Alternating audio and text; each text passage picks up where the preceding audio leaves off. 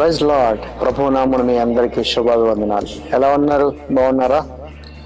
ఈరోజు నేను మాట్లాడే మాట దేవుని ద్వారా, దేవుని ఆత్మగా నేను మాట్లాడే మాట అంటే మూఢనమ్మకం. మూఢనమ్మకంగా మనం చాలామంది క్రైస్తవుల్లో కూడా మూఢనమ్మకాలు బాగా పాటిస్తారండి. కానీ మనకి ఎటువంటి మూఢనమ్మకమైన సాంప్రదాయంలో మనం లేవండి. మన ప్రభు అలాంటి ఎటువంటి సాంప్రదాయం మన కోసం పెట్టల. మన ప్రభు అన్నిటి మీద మనకి స్వాతంత్రం ఇచ్చేసాడండి. ఆయన ఇచ్చిన స్వాతంత్రంలో సంతోషంగా బతకండి.